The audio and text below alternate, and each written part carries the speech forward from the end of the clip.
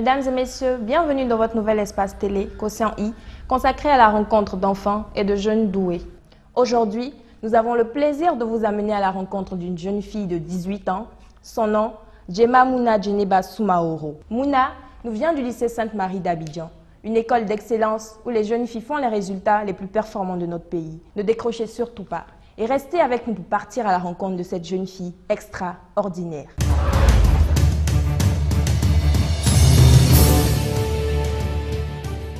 Née en 1990 à Oumé, au hasard des affectations de ses parents, Djema Mouna Djeneba Soumaoro a une idée précise de ce qu'elle veut faire après la classe de Terminale C. Elle envisage en effet de l'obtention de son bac scientifique pour suivre des études d'ingénieur aéronautique aux États-Unis. Et à l'instar du Malien Cheikh Modibo Diarra, intégrer la NASA et ses vastes ateliers de recherche. Un rêve qu'il habite depuis la tendre enfance. Mouna a-t-elle la tête dans la lune? Cette ambition est-elle à la portée de cette jeune fille? En tout cas, elle nous communique déjà la passion qui la dévore entre autres confidences dans le taxi qu'il a conduit ce matin en compagnie de sa petite sœur Mariama, des deux plateaux au lycée Sainte-Marie à Cocody où elles fréquentent toutes les deux. Mon premier projet après le bac, c'est de faire des études d'ingénieur aéronautique aux États-Unis. Ce lycée qui a une impressionnante réputation au-delà de nos frontières, de formation de femmes leaders. Son actuelle directrice nous en parle et profite pour donner son point de vue sur Mouna, l'une de ses excellentes élèves. C'est une élève qui s'est illustrée par de brillants résultats depuis qu'elle est dans cet établissement, depuis sa classe de 6e. Chaque année, elle a l'honneur de monter au podium de la distribution de prix. C'est une élève que j'ai remarqué par ses bons résultats, mais elle s'illustre aussi dans d'autres activités extrascolaires. Je vois un peu lorsqu'elles ont des manifestations festives, elle est capable d'organiser, afin de se mêler à des ballets, à faire des mouvements gymniques. Elle est assez complète et elle est très simple. C'est sa simplicité qui me frappe parce que depuis que je l'ai repérée, je la vois circuler dans l'établissement et elle a une tenue très simple et sobre. Mouna est une élève surdouée, travailleuse, extrêmement sociable, généreuse dans l'effort et d'une extrême humilité, à l'image des gens qui ont du talent à l'état pur. Ses camarades qu'elle croise dans une ambiance joyeuse au sein du lycée de jeunes filles, avant le démarrage des cours, soulignent son immense sollicitude à leur endroit. Mouna est du lot des bonnes âmes, une espèce en voie de disparition qui partage généreusement leurs connaissances. Mouna est une amie comme les autres, mais elle a quelque chose de particulier. Elle, en tout cas, elle est différente des autres premières. C'est une première cool. Au début de l'année, j'avais des difficultés en mathématiques.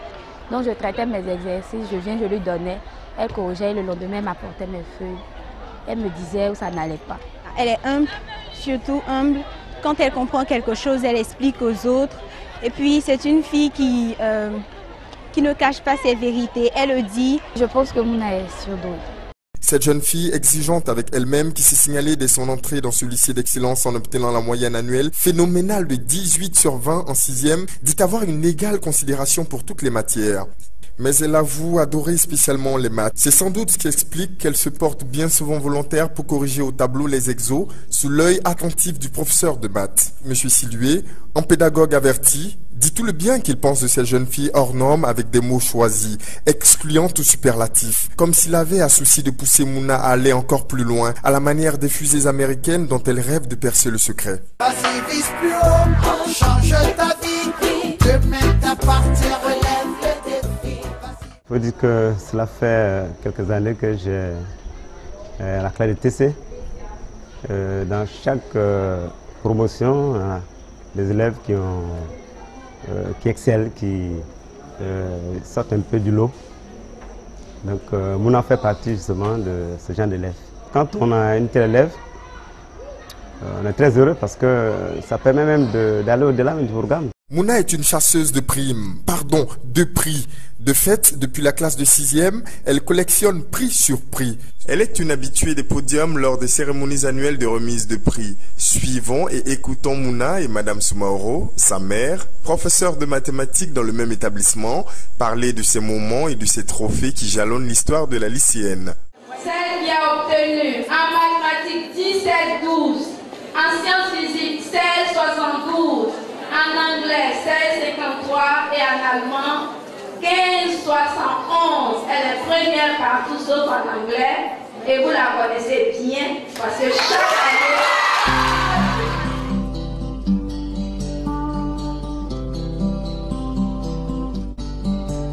You are none, one only la olago. You are two, one only la olago. Je viens de recevoir le prix de la meilleure élève de la promotion terminale. C'est une fierté.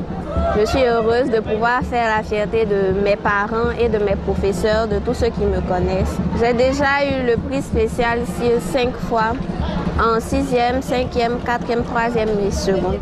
Les 2 trophées que vous voyez là, je les ai eus en seconde. Celui-là représente le trophée de la meilleure élève dans tout Abidjan des secondes C. Celui-là représente la meilleure élève des secondes C de Cocody. Et cette année-là, j'ai également eu le prix de la meilleure fille d'Abidjan en seconde C. Et l'année dernière, j'ai eu le prix de la meilleure élève de première C de Cocody. J'ai toujours tout fait pour qu'on ne se rencontre pas à l'école. Parce que sa sœur aînée, celle qu'elle suit directement, a été mon élève en 6e. Ça ne s'est pas bien passé. Vous savez, nous, enseignants, on est mauvais enseignants pour nos propres enfants. J'ai là son bulletin de la classe de 6e, le dernier bulletin. Et vous pourrez lire là-dessus, excellente élève, excellent travail, très bon travail, résultats satisfaisants, travail excellent, bonne élève et consciencieuse. Et ensuite, le bulletin du 3e trimestre de la 5e, excellent travail, élève studieuse, 16,74, première de sa classe. Là, elle a eu 17,28 de moyenne même au 3e trimestre. Alors, 4e, pareil. En 3e, elle a été à chaque fois première, non seulement première de sa classe, mais aussi première de la division et première du cycle dont elle était élève. Elle a obtenu 243 points sur 280. Elle a eu le BEPC avec la mention très bien. Elle a été orientée au lycée Sainte-Marie comme première encore de toutes les élèves orientées au lycée Sainte-Marie. En classe de seconde, elle s'est retrouvée à la fin de l'année avec 16,62, première encore, première du second cycle. Grâce à ses moyennes scientifiques, elle s'est vue orientée en première C. Et là, elle a obtenu 16,94. Voilà. Elle passe en terminale C. Cette année, elle est donc inscrite en terminale C2. Nous n'avons pas encore le bulletin du second trimestre. Mouna a-t-elle un secret pour les études? Comment s'y prend-elle pour rester une élève aussi brillante, surtout dans les matières scientifiques? A-t-elle des répétiteurs? Je n'ai pas vraiment de secret particulier. J'ai juste un emploi du temps personnel que j'établis en fonction de mon emploi du temps scolaire et que j'essaie de respecter le plus rigoureusement possible. Les autres ont des professeurs de maison parce qu'elles ont des difficultés en classe. Mais moi, c'est pour approfondir mes connaissances. À observer le fonctionnement des institutions internationales, on se rend compte que l'anglais supplante de plus en plus le français. Et aujourd'hui, il apparaît de toute évidence que la maîtrise de la langue de Shakespeare est un sésame pour intégrer une entreprise aussi prestigieuse que la NASA aux États-Unis. Mouna, qui en rêve, est consciente de cela et ne rate aucune occasion de travailler son anglais avec ses camarades. On a bright April morning in 1961, at the Churitam Cosmodrome in Soviet Republic of Kazakhstan, a coach pulled up beneath a steel tower which supported a 37-meter rocket. Ce texte parle du premier voyage dans l'espace de Yuri Gagarin. En jeune fille assoiffée de connaissances et de découvertes, Mouna tient à être branchée sur le monde. C'est la raison pour laquelle elle est heureuse d'avoir le monde à portée de main, grâce à un abonnement Internet que ses parents ont installé à domicile. Loin d'être un luxe, les nouvelles technologies de l'information et de la communication sont à ses yeux une véritable aubaine. Mouna qualifie ceux qui ignorent et méconnaissent les bienfaits de ce média révolutionnaire de nouvelles classes d'analphabètes. D'abord, je me suis rendu compte que Internet était un outil important pour mes études. Avec Internet, je pouvais faire les recherches facilement, approfondir mes cours, trouver de nouveaux exercices et puis m'inscrire sur les forums scientifiques.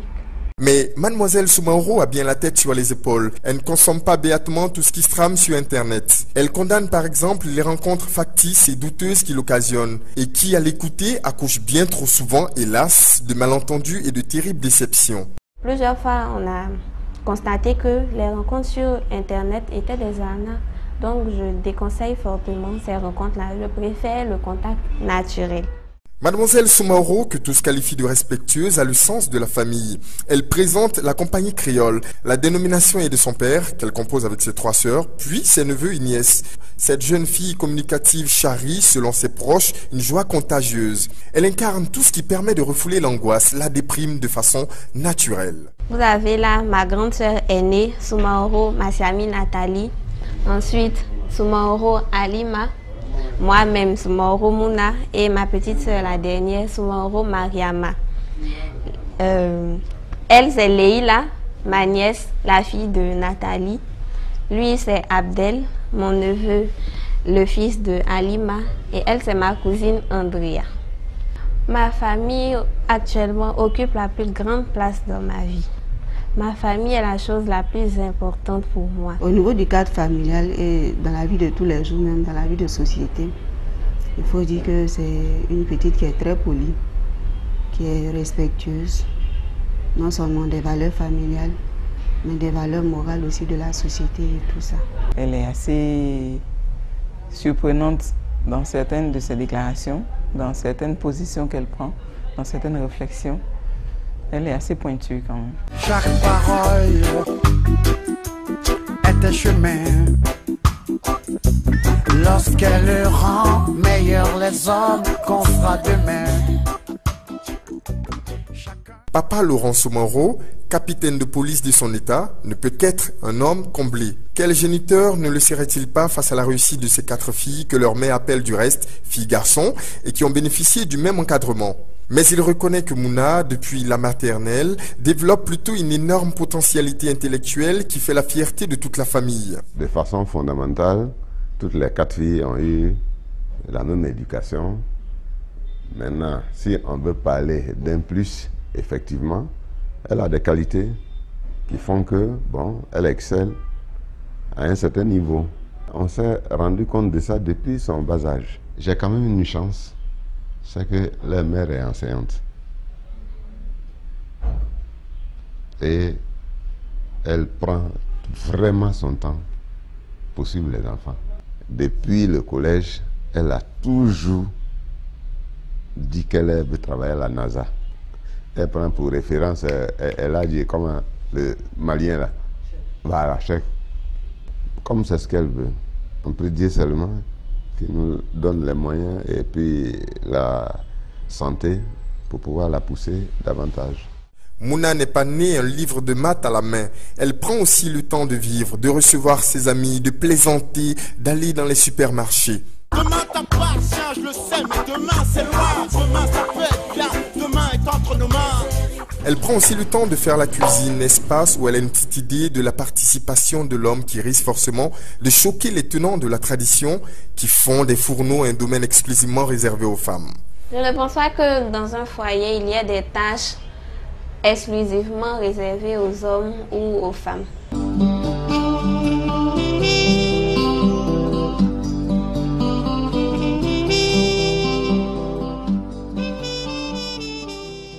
Bref, Mouna s'aménage, comme toutes les jeunes filles de son âge, quelques moments de détente.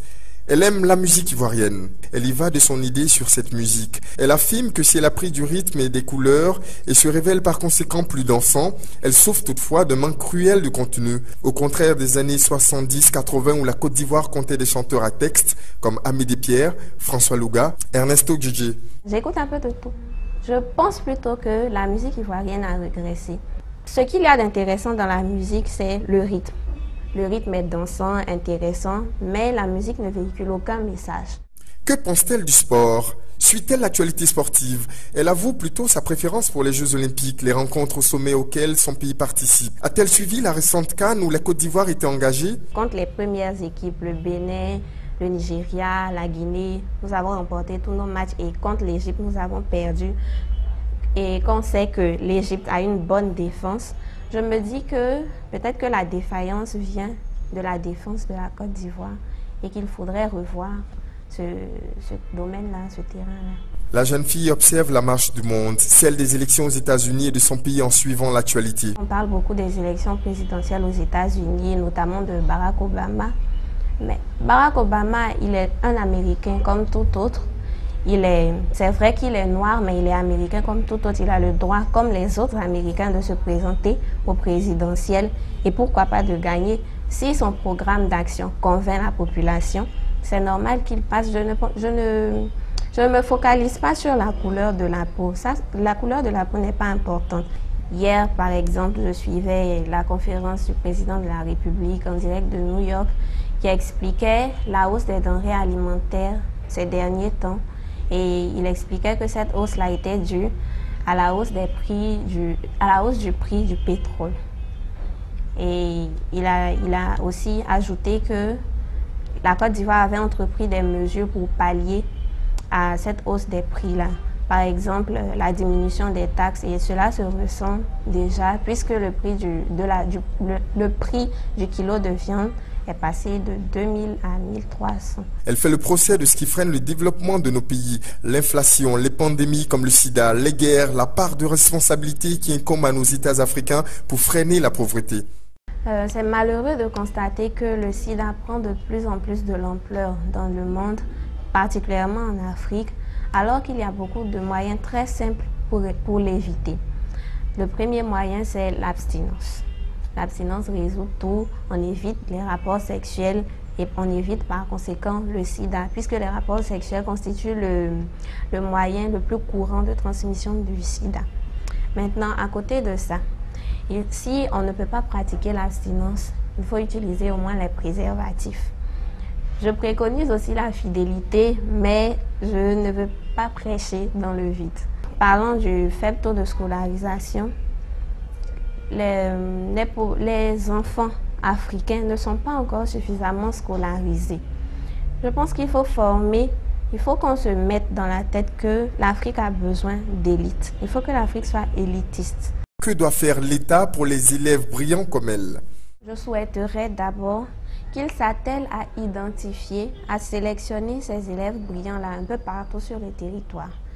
Et après cette sélection-là, qu'ils trouvent des moyens de récompenser les élèves. Bon, il y a déjà un progrès qui est fait à ce niveau-là. Déjà, nous, au niveau de notre lycée, chaque fin d'année, des distributions de prix sont organisées pour les meilleurs élèves. Et j'ai eu plusieurs fois à être récompensée aux Oscars scolaires du district d'Abidjan. Mais j'aimerais que ce genre de récompense s'étende à l'ensemble du territoire national parce qu'il y a des élèves excellents un peu partout sur le territoire national. J'aimerais me servir de cette émission-là pour demander au pouvoir public de donner des bourses aux élèves excellents pour des études supérieures dans les établissements prestigieux à l'université. Je ne prône pas la fuite des cerveaux, mais je souhaiterais simplement que ces élèves brillants-là aient la chance de bénéficier des meilleurs encadrements possibles, d'acquérir des connaissances solides et une expertise qu'ils réinvestiront dans le développement de leur pays. Pour donner de bons résultats, il faut être en bonne santé. La santé est primordiale et je remarque que notre environnement est très dégradé. J'aimerais bien que les pouvoirs publics assainissent notre environnement aussi. Au fait, pourquoi Mouna tient tant à intégrer la NASA? La première motivation qui m'incite à vouloir intégrer la NASA, c'est d'abord que le milieu scientifique, le domaine scientifique est très pauvre en femmes. Il y a très peu de femmes scientifiques et à la NASA, sur l'effectif de la NASA, il y a environ 40 femmes scientifiques seulement. Et surtout en Afrique, il y a très peu de femmes scientifiques qui ont réussi à atteindre un tel niveau. Et donc j'aimerais, moi à mon humble niveau, représenter les femmes africaines, représenter le continent africain à la NASA. Surtout qu'il y a un seul Africain qui, à la NASA, en la personne de Cheikh Modibo Diarra. Et donc j'aimerais que mon continent soit un peu plus représenté dans cette institution scientifique-là et surtout la femme. Telle mère, telle fille, serait-on tenté de dire. Maman Soumaoro, professeure de mathématiques, parle de sa mateuse de fille, du talent précoce de Djena Mouna Djeneba qu'elle a décelé depuis sa tendre enfance. Depuis l'âge de 6 mois, j'ai commencé à me dire que si on la suivait correctement, elle pourrait nous donner beaucoup de satisfaction. Parce que dès 6 mois, elle a commencé à dire papa, maman. Papa, maman, c'est vrai que à 6 mois, ça m'a paru un peu tôt quand même. Je lui ai donné à téter jusqu'à 2 ans et demi. Je ne lui ai jamais donné de biberon. Et elle a tété jusqu'à 2 ans et demi. Alors que à environ 2 ans, je crois qu'elle avait 2 ans, 1 mois lorsqu'on l'a inscrite en petite section au jardin. Et donc j'avais peur parce qu'elle était elle l'est toujours, elle était très attachée à moi. Et donc je me demandais si elle pourrait faire vraiment des études correctes, si elle pourrait se passer de moi. Elle avait une manière particulière d'étudier, c'est-à-dire qu'étant assise, par exemple, dans un fauteuil, elle pouvait s'exercer à lire tout ce qu'il y avait comme affiche dans la maison.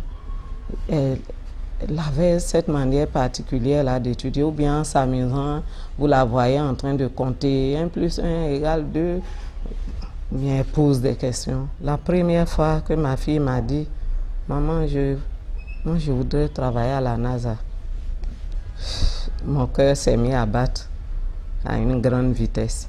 Par rapport à mes faiblesses, par rapport aux faiblesses de son père, financièrement parlant, je veux dire, faiblesse par rapport à la société, mon rôle à ce niveau-là, c'est de prier Dieu pour qu'il ait pitié de nous, qu'il ait pitié d'elle, qu'il ne regarde pas nos péchés, son père et moi, et qu'il l'aide à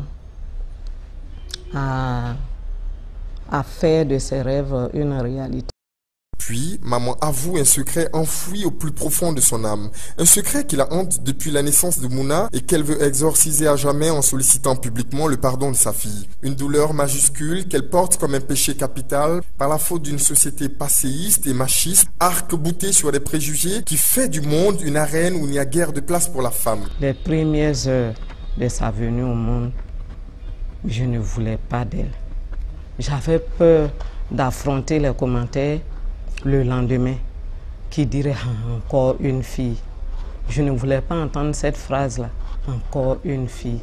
J'en avais tellement entendu, j'avais entendu tellement de méchanceté. Je voudrais lui demander sincèrement pardon. Pardon aujourd'hui. Je l'ai refusé devant un petit monde.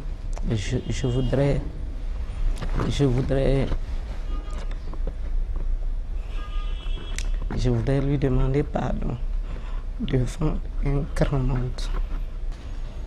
Je suis fière d'elle. Je suis fière de chacune de mes 4 filles. Je rends grâce à Dieu de m'avoir donné ces 4 filles. Vous savez, vous pouvez être riche. Vous pouvez avoir tout le monde à vos pieds. Si Dieu ne vous a pas fait la grâce de vous donner des enfants qui vous facilitent votre tâche d'éducation à l'intérieur de vous-même, vous ne ressentez pas le bonheur pleinement. Je demande donc la pitié de Dieu sur chacune d'elles, afin qu'elles puissent atteindre l'objectif qu'elles se sont fixés, si c'est là leur bonheur. Merci à tout le lycée Sainte-Marie, du manœuvre jusqu'à Madame la directrice. Mouna est élève d'une promotion qui renferme des élèves très intelligentes, qui l'aiment beaucoup aussi. Je voudrais les remercier aussi pour toute l'affection qu'elle lui porte et puis souhaiter que cette promotion 2008 puisse connaître 100% de réussite. Mouna, on le constate, est un bel exemple de triomphe d'une intelligence de femme naissante et une belle revanche de la lumière d'une vie qui se dessine en majuscule sur l'obscurantisme et les préjugés rétrogrades. Vas-y, vise plus haut, change ta vie. Demain t'appartient, relève le défi. Vas-y, vise plus haut, change ta vie. Demain t'appartient, relève le défi. Chaque parole est un chemin. Lorsqu'elle rend meilleurs les hommes qu'on fera demain. Chacun. Et nous voilà à la fin de notre rencontre de ce jour. Nous vous donnons rendez-vous dans 2 semaines pour un autre numéro davantage époustouflant de Quotient I. Merci et bonsoir.